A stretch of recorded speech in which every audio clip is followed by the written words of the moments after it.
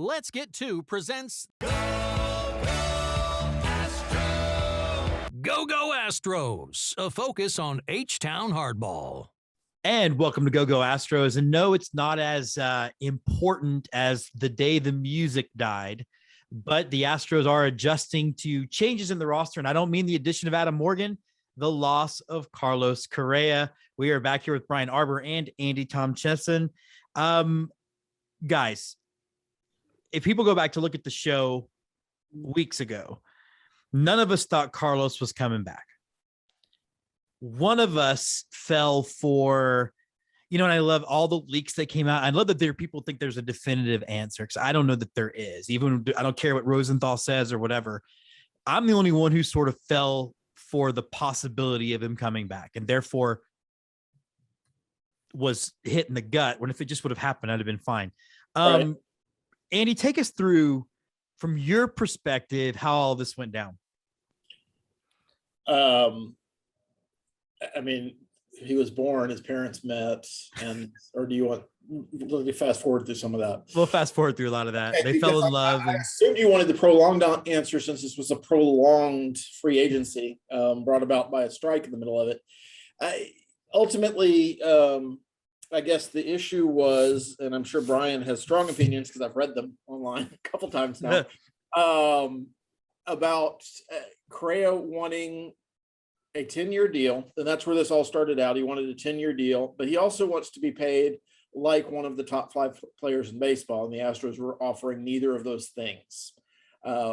Depending on who you want to believe, and I'll just go with the common thought process or the common belief, he was offered a 5-year deal at 160 for those 5 years, which is not a top 5 salary in Major League Baseball. And it's certainly not the length contract that he wanted.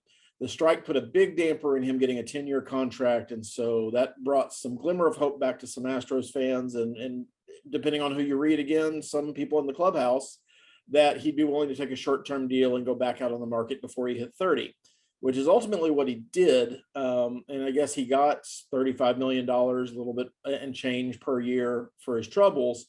But the only team that was willing to offer him that with the opt-outs apparently was the Minnesota Twins. And so out of nowhere, overnight Friday, and I guess late Saturday morning, he signed with the Minnesota Twins, and he's now their starting shortstop. Brian, I guess add on to that. I mean, you do have some pretty specific opinions on what went down. There's a lot of things that were talked about. Did the Astros ghost him? Did they not? I cannot see either James Click or Jim Crane reducing themselves to the habit that 14-year-old kids do when they don't want to talk to someone, particularly when they also have other clients of his on the roster. From your perspective, though, did you see it going down? Yeah, there were sort of bubbles back earlier in the week, earlier last week, that indicated the market wasn't, there. He wasn't going to get the really long-term contract that he wanted. He wasn't going to get the Corey Seager contract, which I'm not sure why you give that to Corey Seager and not to Carlos Correa, but thanks, Rangers. Like a couple moments of, LL Rangers and LL Yankees, which we'll get to later. Anyway, and so, it seemed like something maybe would have happened there. There was a report that the Astros were going to prepare him a new offer. I believe Mark Berman reported that. And then we really didn't hear anything for the rest of the week other than Martin Maldonado's cryptic tweets, which, I don't think meant anything. And anything meant much at the time and clearly don't sort of in retrospect. And sort of as Andy notes, the Twins kind of came out of nowhere in one sense. On the other sense, the Twins had cleared a whole bunch of salary. They cleared $25 million off their annual salary in the trade they made to the Yankees to send Isaiah Kiner-Falefa and Josh Donaldson, more importantly from a salary standpoint, to the Yankees for Gary Sanchez and Gio Urshela. And I think if you follow my tweets, I have a tweet there. It's like, are they clearing money to get Story or Correa? And the I do remember that, yeah. Yes. Yeah, the answer turned out to be yes. Here's why it's kind of shocking, is that the Astros seem to have, they've never publicly announced it, but they seem to have a rule that they will not offer a free agent contract longer than 5 years. We've debated that on this show, and we've debated it in other places, whether that's a good idea or not, but it is a reasonable position. Because when you go to really long-term contracts, you're paying for, say, Albert Pujols' decline phase. Yeah. And so had Carlos Correa signed the Corey Seager contract, we'd be sitting here saying, maybe they should have made an exception for it, but we understand why they have this rule that makes sense. They got the best of all possible worlds. They got Carlos Correa willing to take a 1-year contract so he could go back on the market next year, as long as he got a couple of player options, opt-outs, but player options that would allow him to choose the time based on his health. And they got it, the lockout, the players' negotiation lockout boosted the tax threshold, which seemed to be their budget last year, to a point where they could fit Correa. I think my numbers indicate slightly above that, but maybe you find a way to trade Rafael Montero and that saves the money right there, and you can futz around with the numbers and make that work. Or the tax. You go to Rizzi and take $7 million off the books. I mean, there was ways to make that happen if they wanted to. So, we'd be having a very different show had he signed a $300 million 10-year contract, that he signed a essentially 1-year contract for $35 million for a salary the Astros seem to could afford, and which I'm a Jeremy Pena optimist. We can talk about that at some point, but Carlos Correa is projected to be 3.5 wins better. That's 3.5 wins. That's 3.5 wins clearer to both winning the division. They're still favorites for that, but also to getting a first-round bye and to having a better playoff team. Is that worth $35 million? I think it is. The Minnesota Twins think it is. Jim Crane does not. How much of it, Andy, do you think it had to do with Jim Crane not wanting to do this again next year? Or do you think that was a factor of it at all? I think it's absolutely the contract that Correa signed with the Twins is basically 3 1-year contracts. And so he has an opt-out after the first year, he has an opt-out after the second year. And if he stays for all 3 years, he's a free agent when he hits 30. So ultimately, yes, it's the same conversation potentially for 4 consecutive years for the Astros. And I think they don't want the distraction or don't feel the squeeze is worth the juice at some point.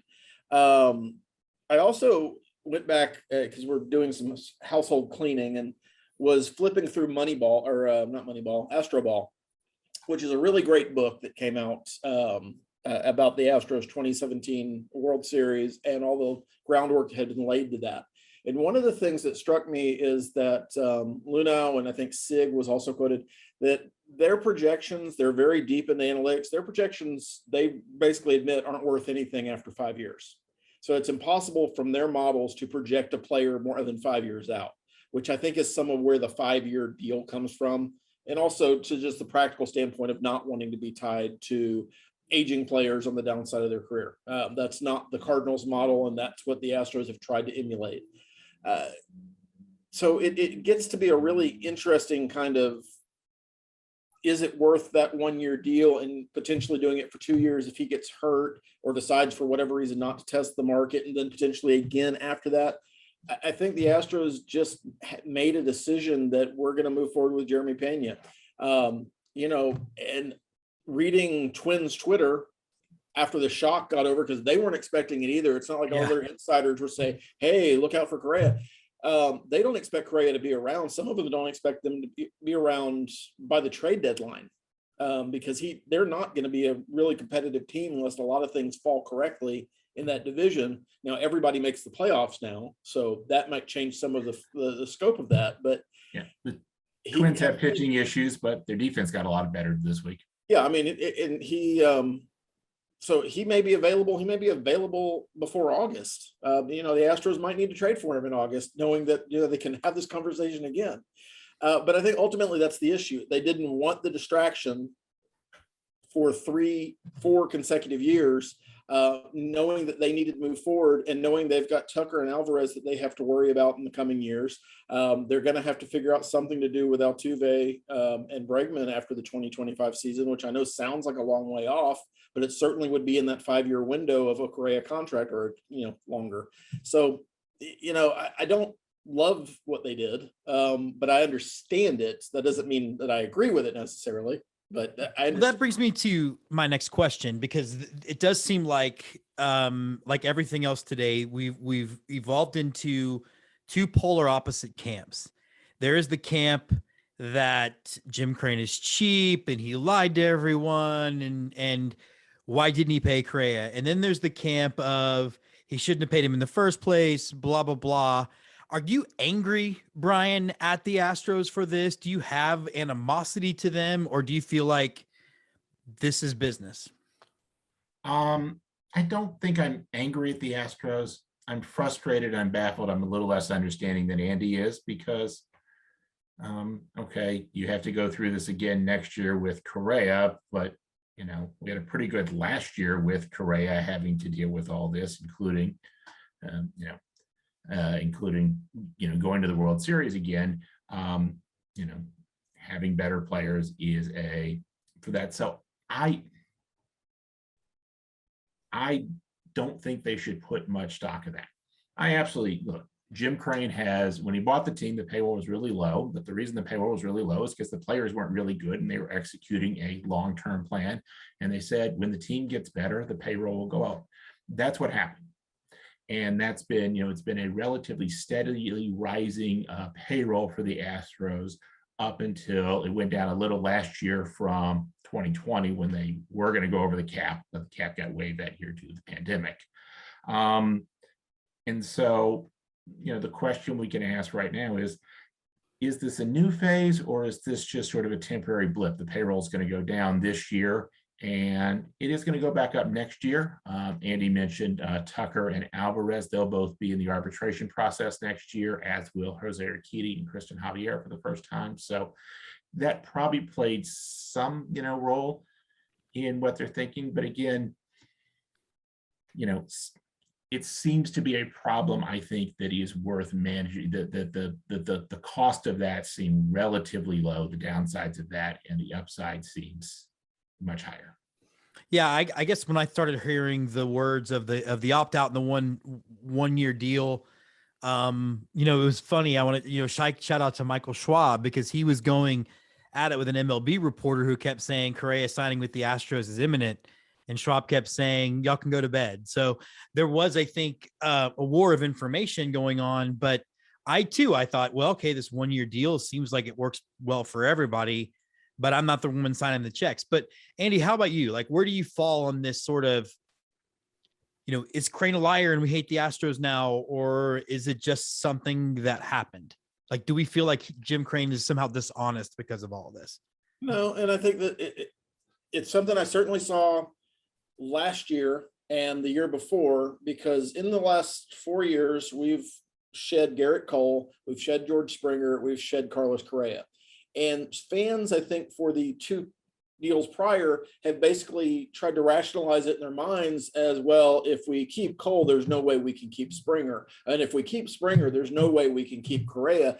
The Astros have never said that. They've never said, and you can go look through Crane's press conferences, you can look through when Luno was here, you can look through when Click was here. They said we would have to make hard decisions based on all this talent coming basically to free agency near the same time. And we're going to have to make long-term decisions for the betterment of the franchise. But they never said, okay, well, if we don't sign this guy, we're absolutely going to bring Carlos Correa back. That wasn't the deal. So I don't feel like I've been misled or lied to, or that Crane is practicing some sort of sleight of hand, because I think if the Astros at the trade deadline are really close to having the best record in the American League and it making a difference in the seeding in the playoffs, which again, 14 teams are going to make, so who knows how that's all going to work. I think you're going to see them have a lot of room to move. So if they need a starting pitcher, they're going to be able to get one. If they need a stopper in the bullpen, they're going to be able to get one. And frankly, if they need a shortstop, they're going to be able to go grab one. So they've got a lot of roster flexibility, which is not a bad place to be considering the other pieces of this roster are so good. What it's done from my personal fandom standpoint is take an elite offense and bring it a little bit more down to earth. I think that's still 7 games better than the rest of the division. And I think most of the projections I've seen are around there. So yeah. I don't feel like I was lied to. I don't feel like I was misled. I don't think Crane doesn't want to spend money. I think he doesn't see anything that he wants to spend money on right now. And it's maybe splitting hairs, but it's a distinction. Brian, before we move to the news topic, did you want to follow up on any of that? Yeah, just Jim Crane is not good at PR and speaking to the media. Well, as we've discussed on this show for years. So if you want that, we can go back to Uncle Drayton, okay? And he can go in the booth with Milo for 9 innings, and but I kind of got tired of watching Uncle Drayton give these nice talks and then not spend on, say, the draft. So what's the value of PR? To me, very little. Obviously, to others, hey, they're selling tickets here, and again, Drayton was better at that, and that. So yeah, so Jim Crane just doesn't give good comments to the media, and that's just a fact and not a judgment. Okay, well, we're going to come back to Carlos Correa at the end of the show, but I do want to touch a little bit on the Yankee letter because I thought it was funny. The Yankees did lose their appeal, and I don't know if they can appeal again. I don't know how that works, but they've lost their appeal. The letter has to be made. Appealing. What's that? You said they lost their appeal. Have they ever really been appealing? No, they've never been appealing to me. Although I guess the pinstripes are slimming, but the immediate Carlos reaction disagrees. Not enough for him. No. And not on the immediate reaction from some prominent Yankee fans were, well, everybody cheats. I mean, it's essentially been the thing the Astros fans have been saying since the 2017 story was revealed that, hey, we were just one of, oh no, you're the only ones. Andy, we'll start with you. What do you hope the end result of the Yankee letter is? I mean, do you hope they get punished? Do you hope it's just enough for us to say, at least you can say we weren't the only ones doing something? Well, the letter, if I'm recalling correctly, was written and sent in 2015. So there's not going to be any punishment or suspensions handed out. That's not a thing. I doubt the franchise gets a fine, and if they do, who cares? That the money is immaterial. I guess you would want some sort of cover, or at least the ability to say, see, we've been telling you all along. But ultimately, it doesn't matter, because what's going to happen is the media is going to see this letter and collectively yawn and move completely forward with it. With no matter what it said, it literally could say that Reggie Jackson was stabbing people on Main Street and they'd still elect him president. It literally doesn't matter, because the baseball media will not hold the Yankees accountable for anything. Yankees fans aren't going to hold the Yankees accountable for anything, because why would they? I mean, the Astros fans certainly don't, as a group, hold the Astros accountable for what they did. Boston fans are the same way. You love your team. So it's going to be a lot of ado about nothing. I just hope for Astros fans, you get a little bit of justification and a little bit of, we told you so. But I think that's all you're going to get. Nothing material is going to come out of this. And it feels, I know I've tweeted it a couple times. It feels a lot like Geraldo Rivera, Capone's vault kind of situation, where we're going to get all excited to see this letter and it's going to be a picture of Manfred in a swimsuit or something. Well, and I don't necessarily care if the Yankees get, I mean, it's how long ago, I don't really care if they get punished. I agree with you. They're not going to, people that think that the Yankees are going to get drugged, I think need to change their expectations. Brian, what about you? I mean, you're up in that area. What are your thoughts? I don't think I think Yankee fans on Twitter know about it today, and I don't think the average Yankee fan. I think if I went to a local bar here and talked to Yankee fans, they didn't pay much attention to the story. And like Andy said, I don't have great expectations that this will do anything. And part of my thought for Astros fans is have some fun with it, because it's a small chance to get a little bit of revenge on people who haven't been very nice to you on Twitter. Yeah. And I know the Yankees aren't really principally opposed to the banging scheme because they just signed Marwin Gonzalez, who used it more than anyone else. Yeah, it is the squirting flower of revenge. If anything's in this letter. Oh, smell my lapel. Okay, great. You got me with water. I don't care. Yeah. And all you're going to hear from Yankees fans anyway, if the most damning in that letter could be, is 27 rings, because that's all they ever say. Yeah. You know, and I've read some hypotheticals of what the scheme might have been, that it might have been a camera looking at a pitcher's grip and not necessarily a sign. And I've seen Yankee fans sort of say, see, that's not sign stealing. Even, you know, I mean, I just really want the acknowledgement that what we've been saying is that this is just a part of the game, like it or not. And that MLB has long allowed cheating until it was time to scapegoat someone. So there you go. All right. Well, as we close out, there's a long history of this stuff, and it's usually treated as sort of this lore of, aren't ball players, kind of wacky, and look to the links they'll go to do this. And it's treated more as comedy when you look back at history and, yeah, and in the age of social media, it allows people to temporarily stand on righteous indignation and then be convenient whenever it turns out they were also sort of. I read this book on the 48 Indians. Bob Feller brought back this telescope that he had learned about from his naval service that they had out in the outfield that they were signaling pitches in. This is not, people have used technology to find new stuff forever, and Bob Feller's in the Hall of Fame, where Jose Altuve will be one day too. Yeah, the only difference between what the Astros have got caught doing is that they got caught close to when it actually happened, because of Mike Fiers having his panties in a twist. If he doesn't come forward, there's no article written. It's just whispered and nodded at, and just like Gaylord Perry would be today. Okay, well, there you go. So as we go, though, we are saying goodbye to Carlos Correa. I think, it's funny. My emotional attachment to this era of Astros was always George Springer first. So I've already sort of dealt with the long goodbye, the painful goodbye. But I thought it'd be fun to kind of, what were some of y'all's favorite Correa moments as an Astro? I know mine was, I just think the look on his face when he was telling Fisher to get down at the end of Game 5, and then just the reaction when the Astros won, will always be the thing in my head that was Carlos Correa to this team. Andy, how about you? Weren't you doing the exact same thing, waving him home, telling him to slide, running through your living room? Because that's what I was doing. Actually, yeah, I was. And then I was also looking like this. So that's how I was watching the ball game. So, Andy, how about you? I mean, besides the HEB commercials, which is really the big hit we're going to have here, because I don't know who on the Astros. Alex Bregman is not an actor and should not be doing commercials. It seems like a great guy. I like his salsa. Not a great actor. Give them all to Altuve.